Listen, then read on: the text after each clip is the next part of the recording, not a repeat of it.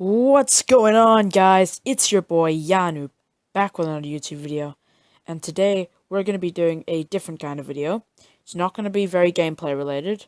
Well, there's going to be gameplay in the background, but it's not going to be... Anyway, okay, you guys will see. So today's video is going to be top 10 tips I wish I knew when I started playing Jurassic World. These tips are just going to be things that I picked up over time, and I kind of wish that I knew them when I started my accounts, because I've actually had 3 accounts on this game. I had my original account, which I got to about this level, maybe around the 20th, and then stopped playing, and then the other one I got to about level 60, but then I stopped playing, and I'm really sad I lost that account. And one of the tips in this video is actually going to be how to avoid that sort of thing. So we'll just start off with tip number 1. Tip number 1's got to be link up a Facebook account, because with the Facebook account, even if you delete the game, it saves your data to the Facebook account.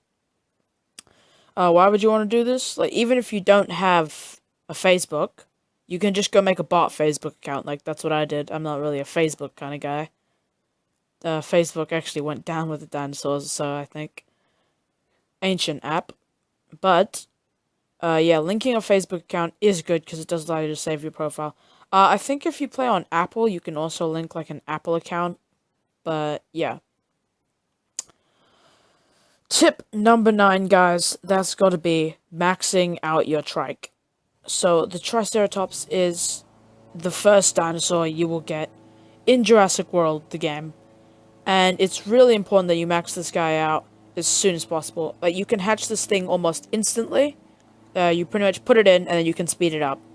So, like, a few seconds, and you got another trike. And, yeah, it's just... Like, on my first account, I didn't do that. On my second and third accounts, I maxed out the trike really quickly, and it helped a lot. Because if we go to battles, battle stage 26, which I haven't done yet, if we look here, Triceratops is still one of my top herbivores. It's only just weaker. Actually, no, it's the same stats as an Anki at level 10, and it's actually better than a Para at level 10, even though the Para is a super rare creature, and it's only a common. So it's just worth maxing out. And another thing, speaking of super rare creatures, this guy is also good to get to a higher level, because you can fuse him with the Stegosaur to create the Stegoceratops, who is one of the strongest herbivores for the mid-game. He's quite easy to get, doesn't cost much, because the Stegosaur is pretty cheap for a super rare, and the Triceratops is just dirt cheap. But yeah, I would definitely recommend getting this guy, getting him to level 40, and then eventually fusing him to create Stegoceratops. Tip number 8 is going to be a very similar tip. You are going to want to try and get the Olangosaurus as quickly as possible. Now, how do you get the Olangosaurus? It's going to be fusing the Mangosaurus, this guy here. So after you max out the trike, or even while you're maxing out the trike, I would recommend you start maxing the Mangosaurus and the Olanqua as well, because these guys are also really cheap to max out. And then you're going to want to get both of them to level 40, and once you do that, you can create a hybrid, and you can get the Olangosaurus, who is just going to be one of the best carnivores that you can have for this level. He's going to help you all the way into basically the mid-game until you get better carnivores. He's better than a lot of the rare creatures that I have at relatively low levels. So if we go here, level 20 Irritator, which is rare, is still worse. Oh, sorry about that. I just got a message from a friend of mine.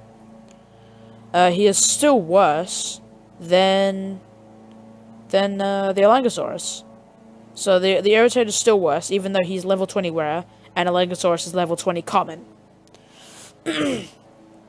So at level 20, which is probably where you'll want to get this guy, since it's relatively cheap to do, he's going to have 373 health and 175 attack, which is pretty good. Like, once again, the only thing that's really going to stack up to this is 21 plus rares, like maybe level 30-ish rares, and of course, super rares will probably take him out, and legendaries.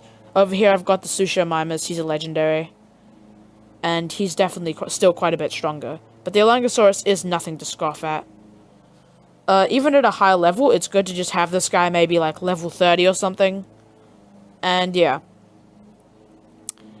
Next tip is going to be this one, alright? Tournaments. There aren't any tournaments active right now, but in tournaments, it's really good to compete in them, because even if you don't get high, you're getting one of a few packs. If you just play the tournament, and you get to Prey League, you get a Zinc Rewards pack, or like, you get 2 commons. And 2 commons, you'll probably go, oh yeah, I don't need commons, commons are easy to get. But some of these commons, like my boy, the Tujo Gangosaurus? Okay, mini Stegosaurus, okay? Mini Stegosaurus. Mini Stegosaurus over here, if we go look at him, is only unlockable via special event. And what that means is you can only get this guy either through packs, or there's what's called a dino pack. So, for example, the Utheraptor.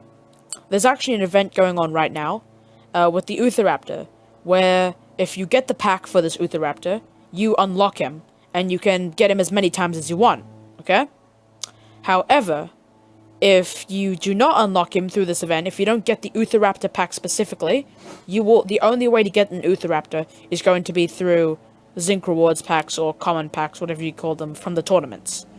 So, a lot of these guys are very important, and also the Utheraptor is important because he actually creates a hybrid, that being the Spinoraptor, with the Spinosaurus, who I actually got, once again, from tournaments. I went into a tournament, I competed, I got to the silver one. I went to Legendary last time, and then I got the Susho Mimus, but I actually decided to purposely get Super Rare instead, because there's a lot of hybrids from Super Rare, and with Legendary, you know, it just costs a lot of resources that I really don't have at such a low level.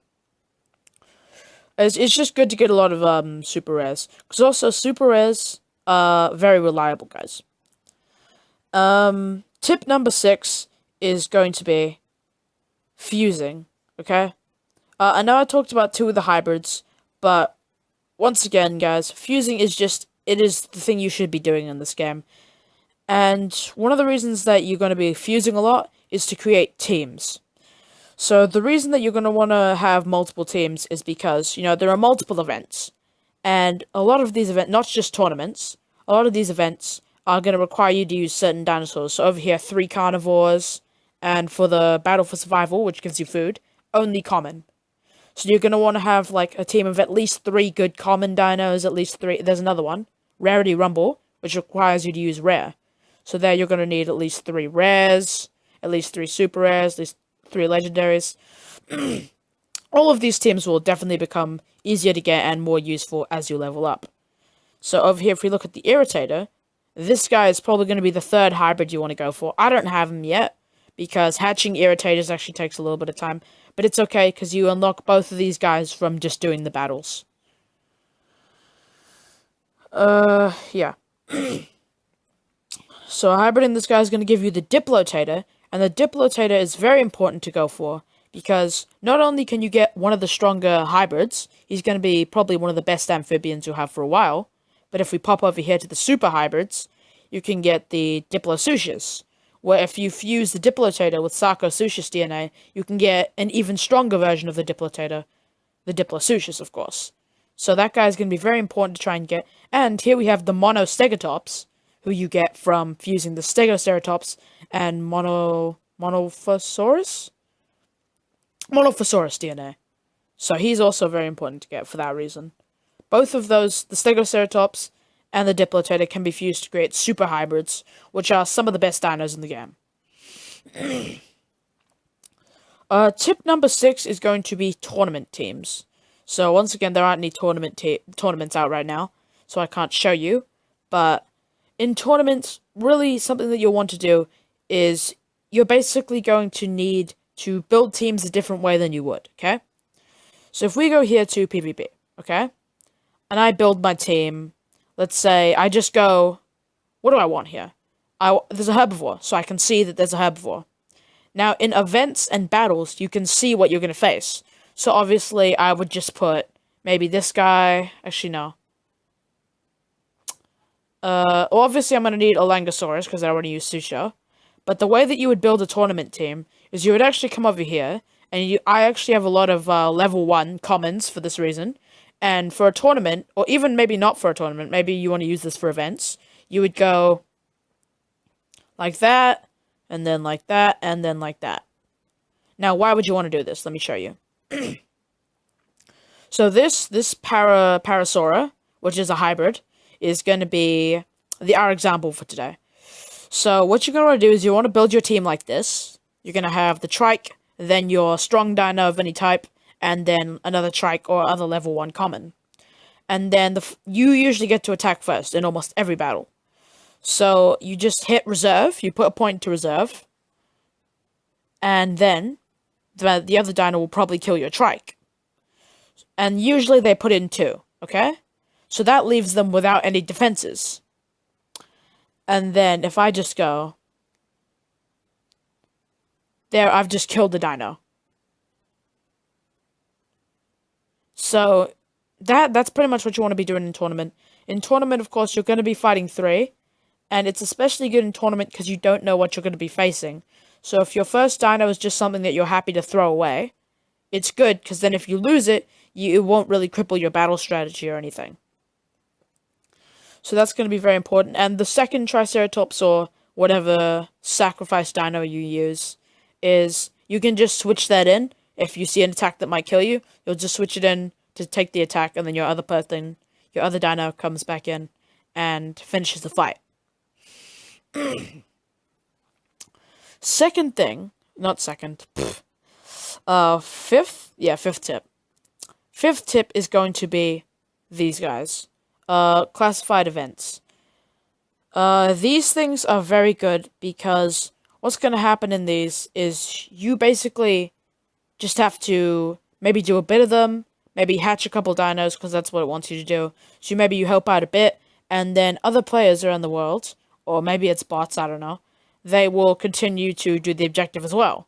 So these are basically free rewards. You really don't want to be forgetting about these.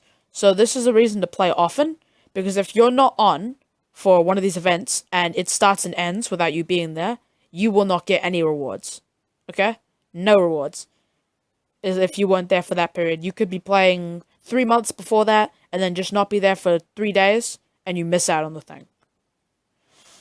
Oh. What just happened here? There we go. Sorry about that. So, another thing, tip number 4, is got to be missions, guys. You really want to be doing missions. This seems like a bit of a no-brainer, but really, guys, these missions are very important because one thing that I actually thought before is that missions were level locked, which means that you can't do certain missions until you reach a certain level. But that's not actually true. You can do as many missions as you want, as long as you meet the requirements. So, if I had a solid tracker and a carnivore with a bonus of 16% higher at level 10, and I had this quest, I could do it. It doesn't really matter. But what's going on in my game right now? Sorry. But because I was able to get to this at a higher level, it just makes it a lot easier to do. So you want to be trying to do these as much as possible. I've almost finished that one, actually. And tip number 3 is going to be the creature glossary. Alright? This is a much faster way to find your dinos. If you're looking for something, you can come in here. They're usually sorted by rarity and stuff. And it's just way faster than having to press on everything. And it also has little exclamation marks in case maybe something's happened or you haven't collected a reward or something. And speaking of rewards, the next one is going to be evolution rewards. These are very important. So especially with things like the trike or the Elanqua and Mangisaurus, which you're going to be getting rid of, you need to make sure to collect these things called evos. So when you get the creature, you get 180 food, okay? And to get to it, you just tap on this little tab called evolutions. But when you get this thing to level 11, which is its second stage, which you can see there, you can also collect it. And third stage and fourth stage as well. But, however, if you do not collect these, and say you maybe sell the dino, or you fuse it. If you have not collected these, you do not get these rewards. You will have to get another Mangosaurus to level 31 if you want to get the rewards, and you sold or fused the first one before collecting them. So you need to make sure, don't sleep on that, guys. Always collect them. And another thing is, of course, this thing over here, which is my badges.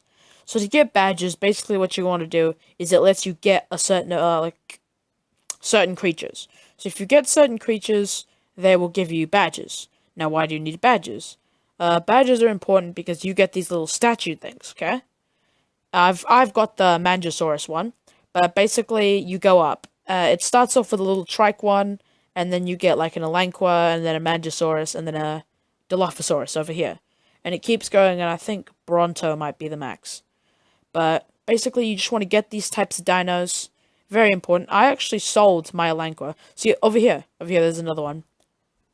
I actually fused my Mangosaurus, my level 40 Mangosaurus, before I could get this badge. And it's very important that you don't do that. You have to make sure to collect the badges.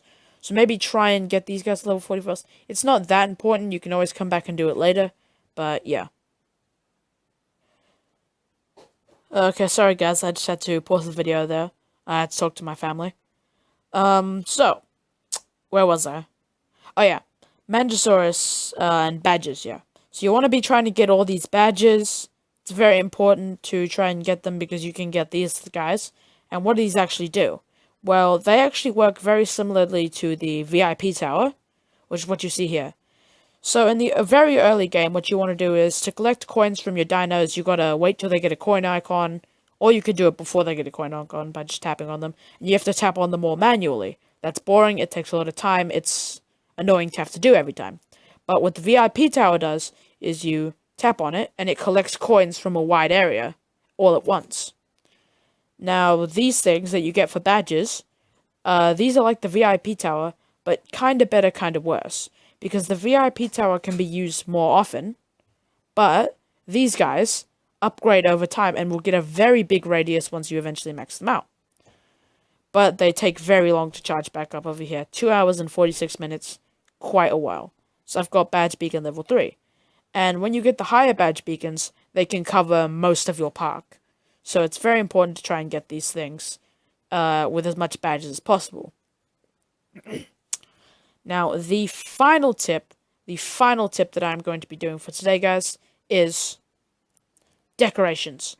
Decorations are very important to the game because these things usually don't cost that much.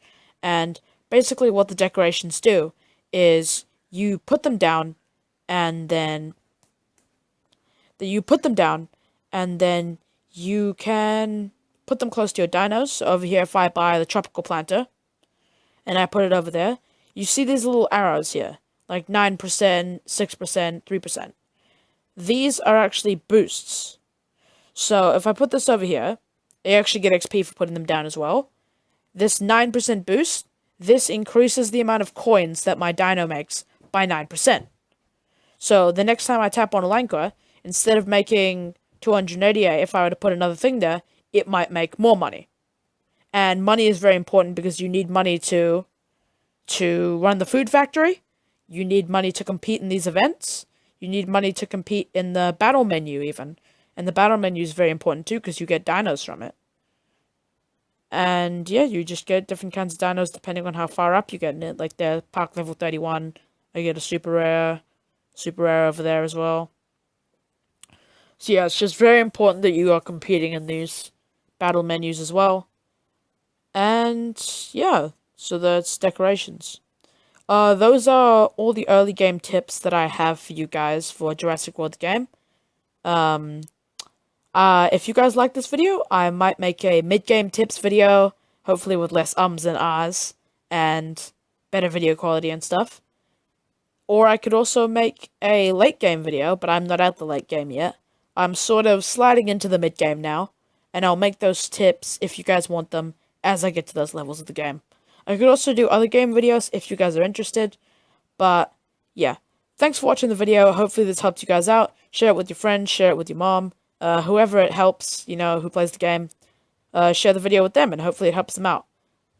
Later, guys.